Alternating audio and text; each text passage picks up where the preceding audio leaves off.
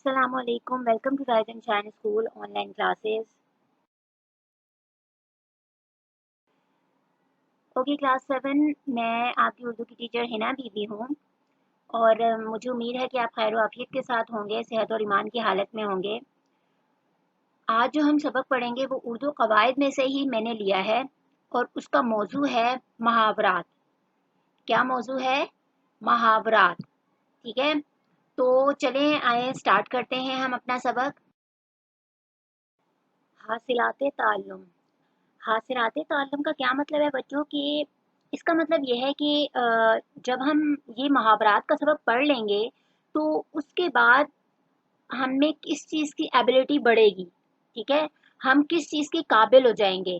تو ہم یہ سبق پڑھنے کے بعد محاورات کو جملوں میں استعمال کر سکتے ہیں.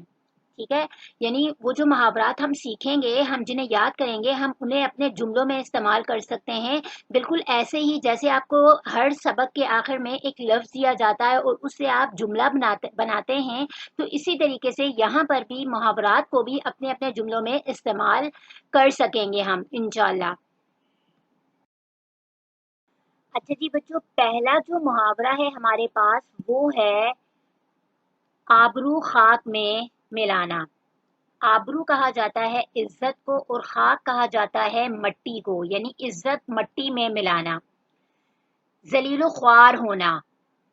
ٹھیک ہے، اس کا جملہ کیا ہے؟ فرحان نے اپنے برے اعمال کی وجہ سے اپنے باپ دادا کی آبرو خاک میں ملا دی. یعنی فرحان نے اپنے برے کاموں کی وجہ سے اپنے باپ دادا کی عزت مٹی میں ملا دی، یعنی انہیں ذلیل کر دیا کہ لوگوں نے انہیں برا بلا کہا کہ آپ کا بیٹا فرحان اتنے برے کام کرتا ہے. اگر ہم کوئی غلط کام کرتے ہیں تو لوگ ہمیں فوراً سے یہ کہہ دیتے ہیں کہ ان کے پیرنٹس نے ان کی اسی طرح سے تربیت کی ہوگی. تو اس سے ہمارے پیرنٹس کی عزت، ہمارے ماں باپ کی عزت، ہمارے باپ دادا کی عزت پر حرف آتا ہے اگر ہم کوئی غلط کام کرتے ہیں، برے کام کرتے ہیں. تو اسی لیے بچوں ہمیں کہا جاتا ہے کہ اچھے کام کرنے چاہیے تاکہ ہر کوئی ہماری بھی عزت کرے اور ہمارے ماں باپ کی بھی عزت کرے. ٹھیک ہے، آبرو خاک میں ملانا. امید ہے سمجھ آ گیا ہوگا آپ کو. اگلا ہے آپ دیدہ ہونا. آپ دیدہ ہونا. آب کہا جاتا ہے پانی کو، اور دید کہا جاتا ہے آنکھ کو. آپ دیدہ ہو جانا یعنی آنکھوں میں آنسو آ جانا. اس کے معنی ہے آنکھوں میں آنسو آ جانا. آنسو پانی کی طرح ہوتے ہیں. ٹھیک ہے، تو اس وجہ سے اسے آپ دیدہ ہونا کہا جاتا ہے. جملہ کیا ہے اس کا کہ دکھی عورت کی بپتا سن کر سب لوگ آپ دیدہ ہو گئے. یعنی دکھی عورت نے جب اپنی کہانی سنائی، بپتا یعنی اس کی کہانی سن کر جو اس پر بیتی تھی وہ سنی، تو سب لوگوں کی آنکھوں میں آنسو آ گئے. اچھا جی، دوسرا جملہ ہم اس کا یہ بنا سکتے ہیں کہ فٹ پاتھ پر چھوٹے بچوں کو بھیک مانگتا دیکھ کر میری آنکھیں آپ دیدہ ہو گئی.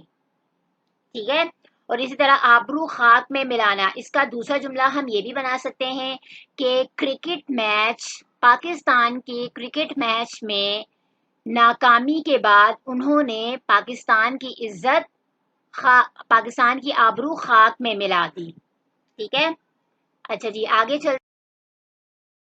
آپے سے باہر ہو جانا. معنی ہے غصے کو ضبط نہ کرنا. آپے یعنی خود سے باہر ہو جانا، یعنی بہت زیادہ غصہ آ جانا، بہت زیادہ.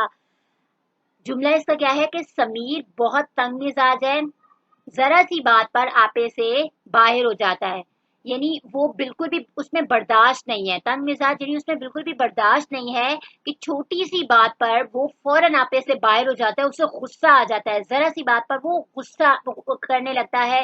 تو سمیر بہت تنگ مزاج ہے، ذرا سی بات پر آپے سے باہر ہو جاتا ہے. آڑے آنا یعنی بیچ میں کوئی چیز آنا، بیچ میں آنا، حائل ہونا، مطلب دو لوگوں کے بیچ میں آ جانا. ٹھیک ہے، دو چیزوں کے بیچ میں آ جانا. اب کیا مطلب ہوا اس کا کہ اس کا جملہ یہ ہے کہ مجھے بازار جانا تھا مگر موسم آڑے آ گیا. بازار جانا تھا لیکن کیا ہوا کہ موسم خراب ہو گیا، بارش ہو گئی، وہ بیچ میں آ گیا، تو اس لیے میں بازار نہ جا سکا. ٹھیک ہے.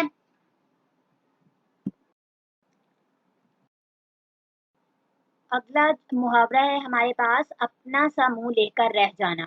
معنی اس کے یہ ہیں کہ شرمندہ ہو جانا، کہ کوئی بے عزتی کرتا ہے تو فوراً شرمندگی فیل ہونے لگتی ہے، تو اس طرح سے تو شرمندہ ہو جانا. جملہ اس کا یہ ہے کہ مالک نے کھری کھری سنائی تو نوکر اپنا سا منہ لے کر رہ گیا، یعنی وہ شرمندہ ہو گیا کہ بہت سارے لوگ یا بہت سے لوگ جو ہے وہ ایک انسان کی بے عزتی کر رہے ہوں تو وہ اسے شرمندگی سی ہونے لگتی ہے اور وہ شرمندہ ہو جاتا ہے، اپنا سا منہ لے کے رہ جاتا ہے. ٹھیک ہے، تو اس وجہ سے اس کا جملہ ہے مالک نے کھری کھری سنائی تو نوکر اپنا سا منہ لے کر رہ گیا. یا پھر اس کا جملہ یہ بھی ہو سکتا ہے کہ اسکول میں علی کا ہوم ورک مکمل نہ ہونے پر جب استاد نے اسے باتیں سنائی تو وہ اپنا سا منہ لے کر رہ گیا. اچھا جی، اگلا محاورہ ہے اینٹ سے اینٹ بجانا. معنی ہے تباہ و برباد کرنا، یعنی اینٹ سے اینٹ بجانے کے بدلے ہر چیز تباہ و برباد کر دینا.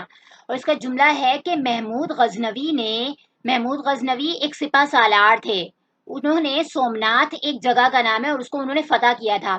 محمود غزنوی نے سومناتھ کی اینٹ سے اینٹ بجا دی، یعنی اسے تباہ و برباد کر دیا تھا، اسے فتح کر دیا، پھر اس کے بعد انہوں نے اسے فتح کر دیا تھا. اگلا محاورہ ہے ہمارے پاس آگ بگولا ہو جانا.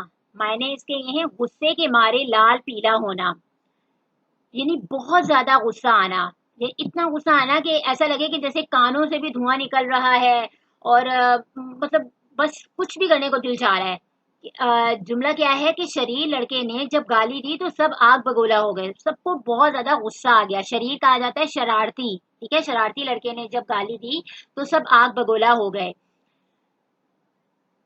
اگلا ہمارے پاس محاورہ ہے آنتوں کا کل ہو اللہ پڑھنا. بڑے زور کی بھوک لگنا، یعنی ہماری باڈی میں جو آنتیں ہیں ان کے بارے میں کہا جاتا ہے کہ اتنی سخت بھوک لگی ہے کہ آنتیں بھی اب کل ہو اللہ پڑھنے لگی ہیں. تو اس کا جملہ ہے کہ کرکٹ کھیلنے کے بعد سب کی آنتیں کل ہو اللہ پڑھ رہی تھی، یعنی اتنی سخت بھوک لگی ہوئی تھی کہ جو جسم کی آنتیں تھی وہ بھی کل ہو اللہ پڑھنے لگ گئی تھی. یہ بہت زیادہ مطلب بہت سخت بھوک لگ گئی تھی. یہ ایک محاورتاً کہا جاتا ہے. ٹھیک ہے، ورنہ ایسا نہیں ہوتا. اچھا جی، مجھے امید ہے کہ آپ کو یہ محاورات سمجھ میں آ گئے ہوں گے. اگر کچھ سمجھ میں نہ آئے تو آپ مجھ سے ڈسکشن باکس میں پوچھ لیا کریں. کچھ بھی سمجھ نہ آئے تو آپ مجھ سے ڈسکشن باکس میں پوچھ لیا کریں. ہوم ورک آپ لوگوں کا یہ ہے کہ جو محاورات میں نے آپ لوگوں کو آج سکھائے ہیں، جو پڑھائے ہیں، وہ آپ نے اس کے الفاظ میں معنی آپ نے یاد بھی کرنے ہیں. ٹھیک ہے، اور ان کے جملے خود بھی بنانے کی کوشش کرنی ہے اور انہیں اپنی کاپی میں بھی لکھنا ہے. اگلی کلاس میں انشاءاللہ دوبارہ آپ سے ملاقات ہوگی. اپنا خیال رکھیے گا. اللہ حافظ.